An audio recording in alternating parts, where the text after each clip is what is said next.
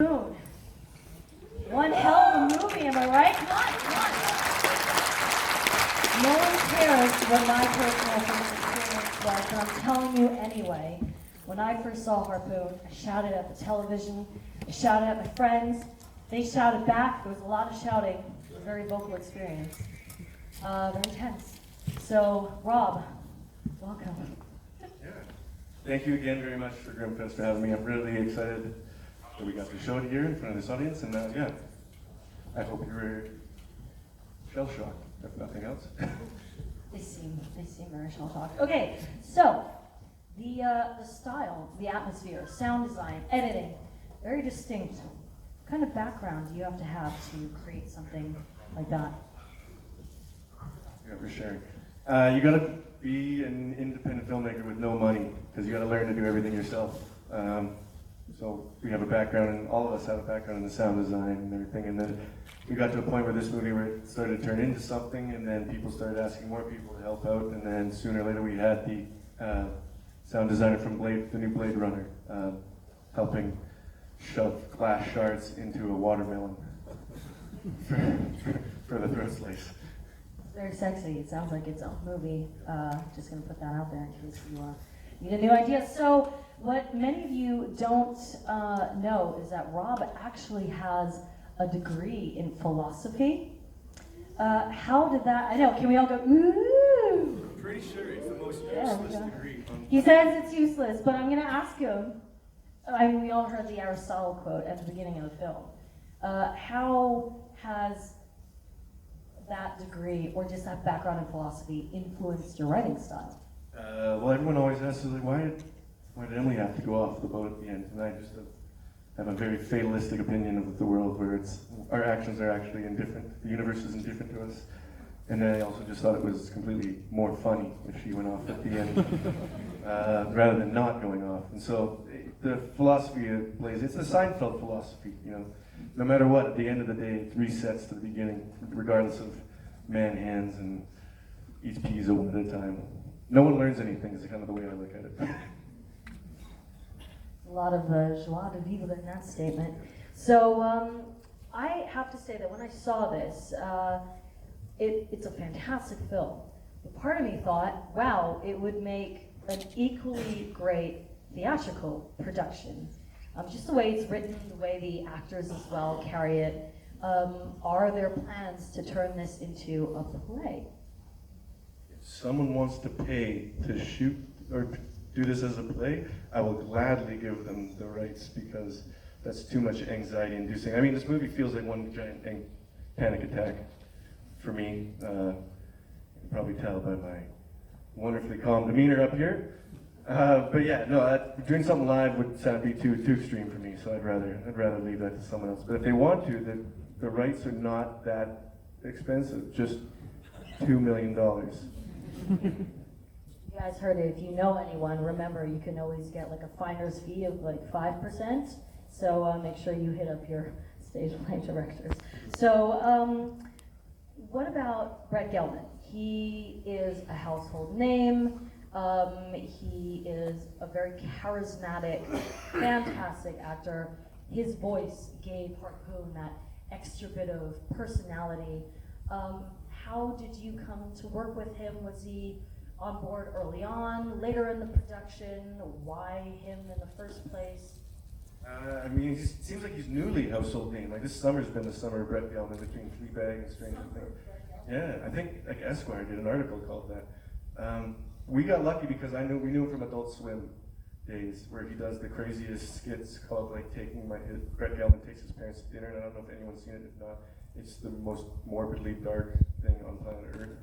It fits right into our level of humor, and so I think when we pitched it to him, he got on board with the same level of dark humor, and then his voice and the way he did stuff was kind of like our access into these shitty characters doing shitty things, but in a comedic way. Now I know you've all seen the film already, unless you just walked in, but unless you were sleeping, in that case, just keep pretending you did see the film. The trailer is still something I'd love to recommend because it's hilarious and a very fun concept. Why did you create the trailer the way you did? It's full of like, well, I don't want to give away too much, but like fake quotes and stuff. We were with Brett Gelman. We only could afford him for one day, and so we decided we would just try to get as much juice out of it as we could. And so I started writing fake movie quotes, like bad, like or good reviews, in case no one gave us any. And then we just realized that no one ever checks the source of those. So yeah, basically Brett was just riffing about this being better than Titanic. So that was kind of just where we went with that. And yeah, I mean, I love Titanic, so that's actually a little bit of a shot in the heart to me. But yeah, with Harpoon. So speaking of harpoons, why even call the film Harpoon? I mean, we've learned there is no harpoon or harpoon gun in the film. It was originally called a boat movie, which shows just how good I am at making titles.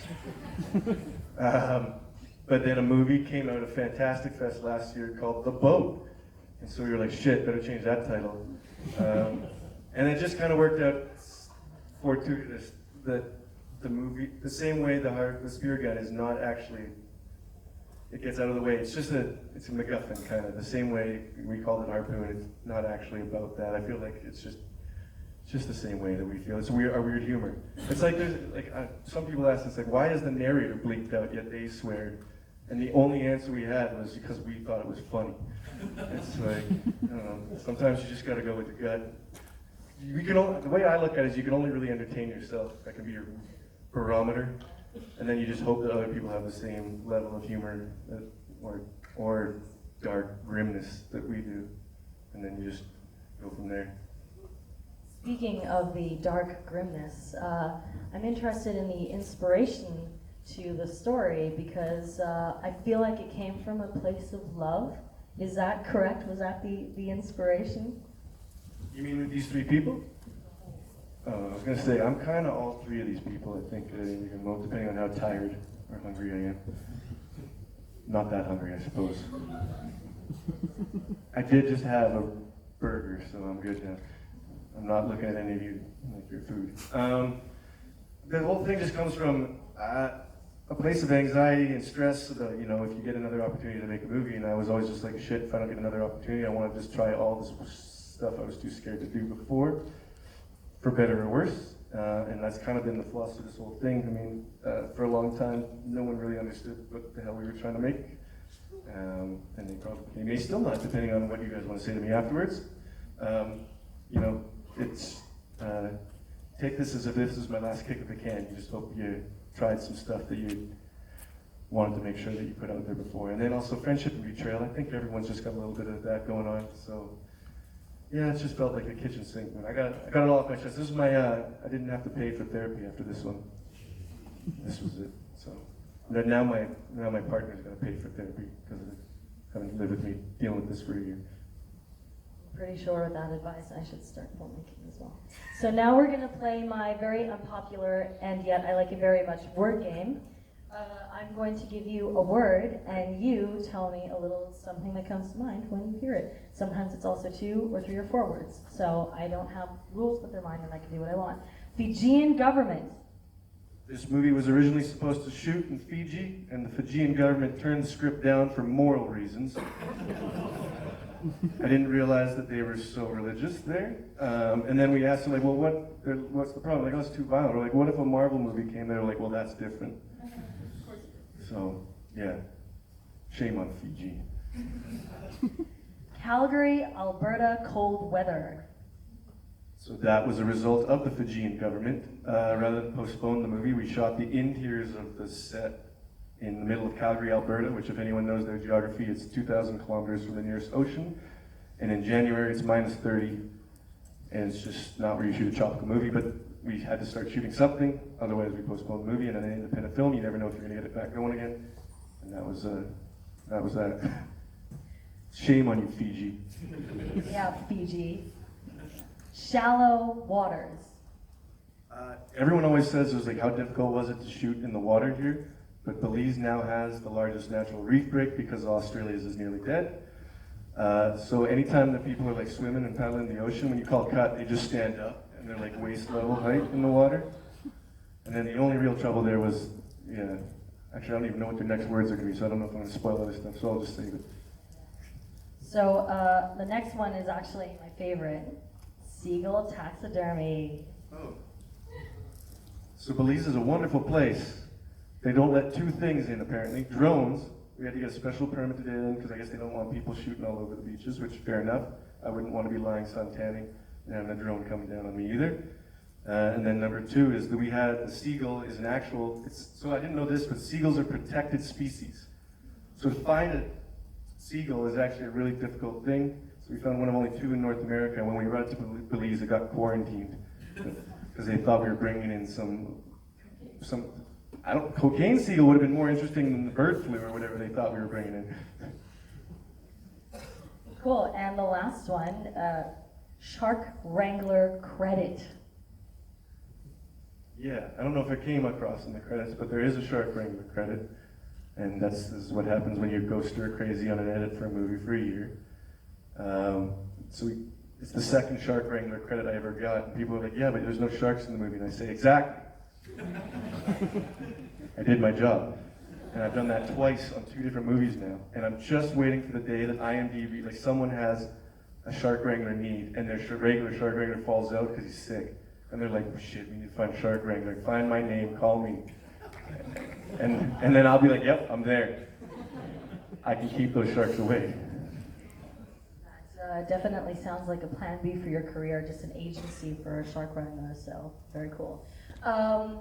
Now, to you guys, I'm sure after a movie like that, I know you're still just digesting mentally, but do you have any questions for dear Rob? Yes, you, sir. I'm going to piggyback on your word association game. I noticed in the thanks credits, Michael Ironside. Yeah.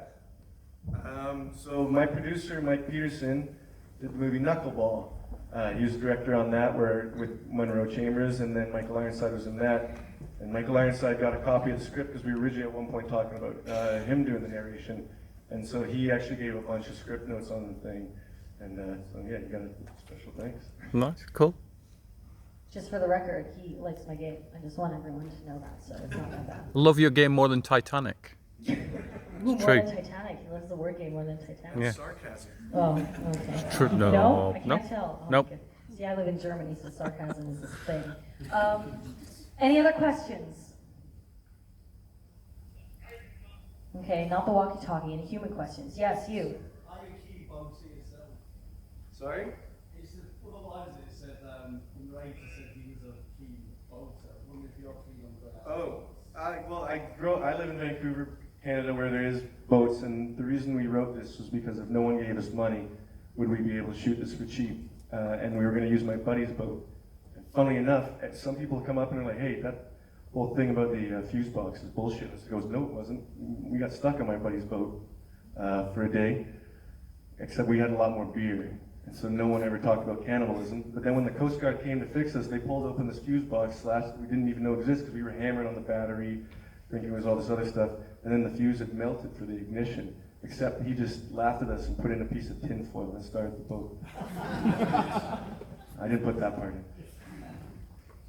All right, well, Rob is going to go outside if you want to meet him in person, ask him some more personal questions. He's the guy in the blue jacket, just so you know, okay? So thanks again for watching Harpoon. Stay tuned for Rabid, and enjoy your break. Another Vancouver break. Yeah.